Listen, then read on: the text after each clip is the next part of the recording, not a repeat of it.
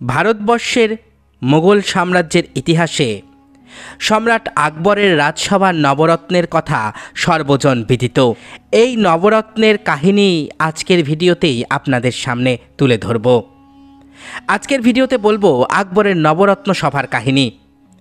কারা ছিলেন আকবরের এই নবরত্ন?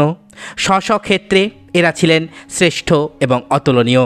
তাদের তুলনা শুধু তারা নিজেরাই হতে পারতেন, আর এই জন্যই সম্রাট আকবর তাদেরকে রেখেছিলেন সভা আলোকিত করবার জন্য। সম্রাট আকবরকে বিভিন্নভাবে পরিচালিত করত এই নবরত্নেরা। এই নবরত্নদের মধ্যে প্রথমেই ছিলেন প্রধানমন্ত্রী আবুল ফজল। লেখনীতে আকবর জামানার ধারাভাষ্য দিয়েছিলেন আবুল ফজল। আকবরের সময়কার রীতিনীতি, খোদ আকবরের জীবনকেও আমরা দেখতে পাই আবুল ফজলের রচনায়। এ থেকে তাকে একজন ঐতিহাসিকের উপাধি দিলেও ভুল হবে না, কারণ একজন ঐতিহাসিক একটি সময়কে ধরে রাখেন তার লিপিতে। আবুল ফজলও তেমনটাই করেছেন। সম্রাট আকবরের জীবনী, আকবরনামা ও তৎকালীন নিয়মকানুন নিয়ে আইনি আকবরী নামে দুটো প্রামাণ্য ইতিহাস গ্রন্থ রচনা করেছেন আবুল ফজল। সম্রাট আকবর কেমন ছিলেন, এমনকি ব্যক্তি আকবর কেমন ছিলেন, তার একটি নমুনা পাওয়া যায় তার আকবরনামাতে। আকবরনামা 3 খণ্ডে বিভক্ত। প্রথম খণ্ডে রয়েছে তিমুর বংশের ইতিহাস, বাবর ও হুমায়ুনের রাজত্বকাল, দিল্লির সুরবংশের সুলতানদের বিবরণ। দ্বিতীয় খণ্ডে আকবরের রাজত্বের 46তম বছর পর্যন্ত ঘটনাবলীর বিস্তৃত বিবরণ, এবং তৃতীয় খণ্ডে আকবরের সাম্রাজ্য প্রচলিত বিধিবিধান সংশ্লিষ্ট বিষয়ের বর্ণনা, এবং শেষ খণ্ডের নামই আইন-ই আকবরী। আবুল ফজল সম্রাটের একজন ভালো বন্ধুও ছিলেন, এবং এজন্য তার লেখায় যে আকবরের প্রতি কিছুটা পক্ষপাত আসেনি এ বললে ভুল বলা হবে। তিনি মূলত তার দরবারের ইতিহাস লেখক বলেই গণ্য হতেন।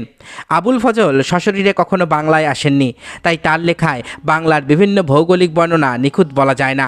তিনি ইতিহাস লেখনের জন্য কিছু তথ্য উৎসের ওপর নির্ভর করতেন, যা হয়তো পুরোপুরি নির্ভরযোগ্য বা সত্য ছিল না।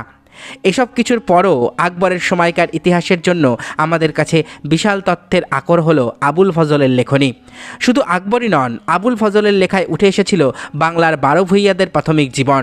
তিনি সব কিছুই একজন ভালো পর্যবেক্ষকের মতো যৌক্তিক চোখে দেখতেন, তারপরে সেসব তথ্য তার গ্রন্থে যুক্ত করতেন। 1602 সাল পর্যন্ত তিনি ইতিহাস রক্ষার এই কাজটুকু করতে পেরেছিলেন। 1602 সালে দাক্ষিণাত্য থেকে ফেরার পথে যুবরাজ সেলিমের প্ররোচনায় বীর সিং বুন্দেলা আবুল ফজলকে হত্যা করেন।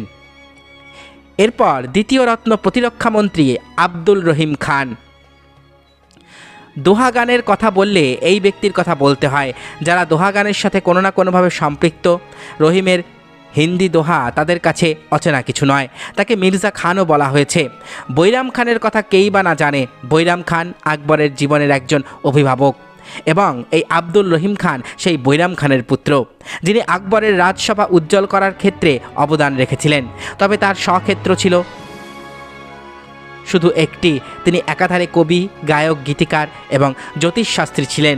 তার কবিত্বে এবং মধুর গায়কিতে রাজসভা প্রায়ই মেতে উঠত, এবং জ্যোতিষশাস্ত্রে তার পারদর্শিতা তাকে রাজা, মন্ত্রী, উজির নির্বিশেষে সবার কাছে প্রিয়পাত্র করে তুলেছিল। তৃতীয় রত্ন পররাষ্ট্রমন্ত্রী বীরবল। আকবর ও বীরবল নিয়ে চালু আছে হাজারো গল্প। এসব গল্পে বীরবলের তীক্ষ্ণ ধারালো বুদ্ধির ঝলকের দেখা মেলে। এমনকি প্রত্যুৎপন্ন মতিত্বের সাথে বীরবল ভারতীয় উপমহাদেশে একটি সমার্থক শব্দের মতোই। তবে অনেক জায়গায় বীরবলকে ভাঁড় কিংবা বিদূষক রূপেও দেখানো হতে পারে, যদিও এর সাথে বীরবলের কোনো সম্পর্ক নেই। ব্রজবুলি ভাষায় গান ও কবিতায় পারদর্শিতা থাকার কারণে আকবরের রাজসভায় তিনি এসেছিলেন কবি ও গায়ক হয়ে, কিন্তু ধীরে ধীরে তার বুদ্ধিদীপ্ততার কারণেই তিনি হয়ে উঠেছেন নবরত্নের একজন। এমনকি আকবরের রাজসভা বীরবলের উপস্থিতি ছাড়া যেন কল্পনাই করা যেত না। তার প্রকৃত নাম ছিল মহেশ দাস। যে কোনো সমস্যায় আকবর বীরবলকেই খুঁজতেন, এবং বীরবলও তাকে কখনো নিরাশ করতেন না। তাদের মধ্যকার সখ্যতা ইতিহাসের অত্যন্ত অপূর্ব একটি সম্পর্ক। উপদেষ্টার কাজ করার সাথে সাথে একসময় তিনি শাসন ব্যবস্থা ও সেনাবাহিনীর কাজেও যুক্ত হন। তিনি উত্তর পশ্চিম ভারতের সাত ঘাটিতে, বর্তমান পাকিস্তানে যা অবস্থিত, আফগান উপজাতিদের সঙ্গে এক যুদ্ধে পরলোক গমন করেন। এরপর চতুর্থ রত্ন শিক্ষামন্ত্রী ফৈজি। কবিতা রচনা করলেও একজন সফল অনুবাদক এবং শিক্ষক হিসাবেই ফৈজিকে বর্ণনা করা হয়। ফার্সি ভাষায় অনুবাদের কাছে তিনি ছিলেন দক্ষ। পঞ্চতন্ত্র, রামায়ণ, মহাভারত এই সমস্ত গ্রন্থ ফৈজি ফার্সি ভাষায় অনুবাদ করেছিলেন। তিনি ছিলেন আবুল ফজলের বড় ভাই। সম্রাট তার একজন গুণগ্রাহী ছিলেন।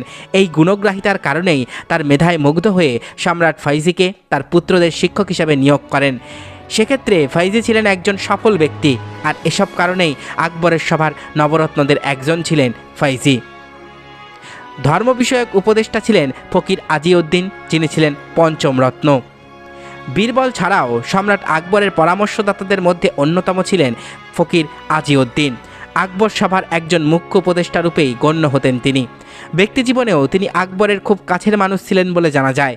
তিনি মূলত একজন সুফি সাধক ছিলেন এবং ধর্মীয় বিষয়ে আকবরকে নানা উপদেশ দান করতেন। আকবরও তার যে কোনো উপদেশ বা যুক্তি অত্যন্ত শ্রদ্ধার সঙ্গে দেখতেন এবং অন্য সবার সাথে এই ব্যক্তিটিও তাই স্থান করে নিয়েছিলেন আকবরের নবরত্ন সভায়।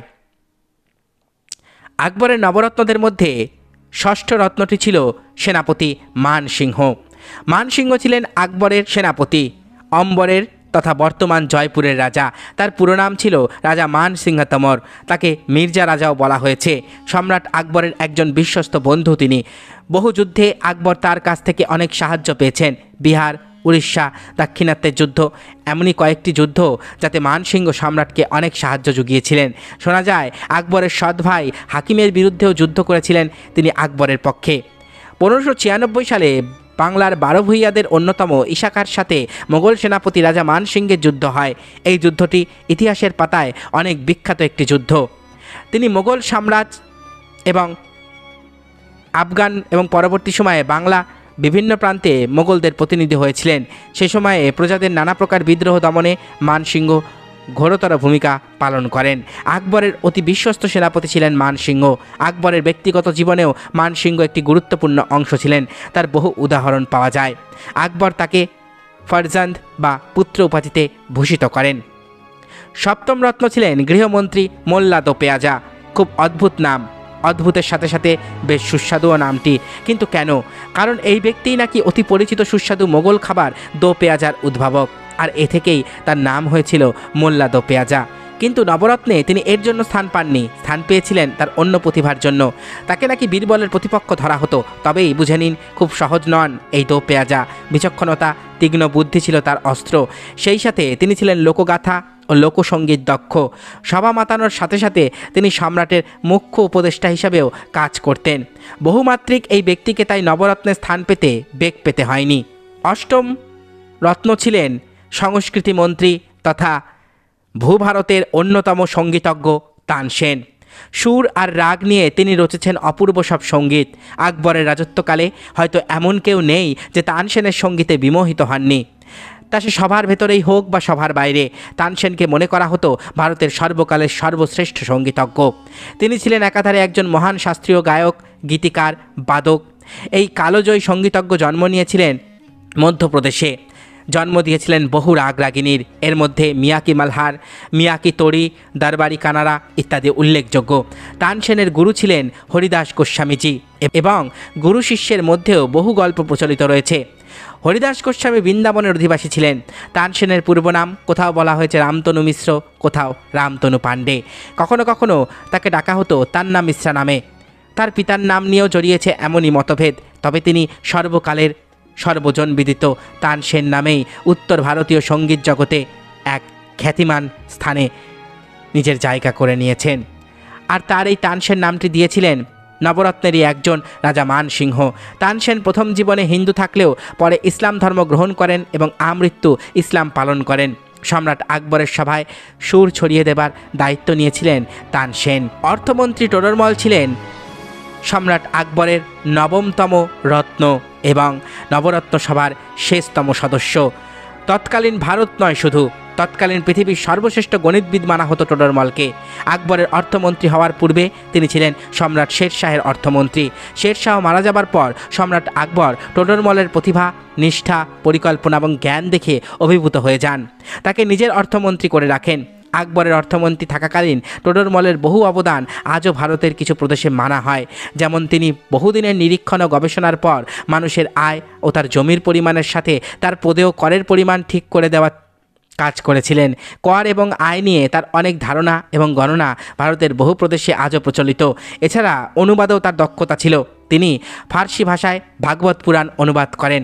এছাড়া আরেকটি কাজের জন্য টোডরমল স্মরণীয়। তিনি কাশীর বিশ্বনাথ মন্দিরকে 1585 সালে পুনরায় মেরামত করে তৈরি করেছিলেন। এই ছিল আকবরের নবরত্ন সভার নবরত্নদের বর্ণনা। আজকের ভিডিওটি আশা করি আপনাদের ভালো লেগেছে। আমার চ্যানেলের ভিডিওগুলো যদি আপনাদের ভালো লেগে থাকে তাহলে অবশ্যই চ্যানেলটি সাবস্ক্রাইব করুন, পাশে থাকা বেল আইকনটি ক্লিক করে দিন যাতে পরবর্তী ভিডিও নোটিফিকেশান খুব তাড়াতাড়ি আপনাদের কাছে পৌঁছে যায়। আজকের মতো এখানেই শেষ করছি। ভালো থাকবেন সবাই। নমস্কার।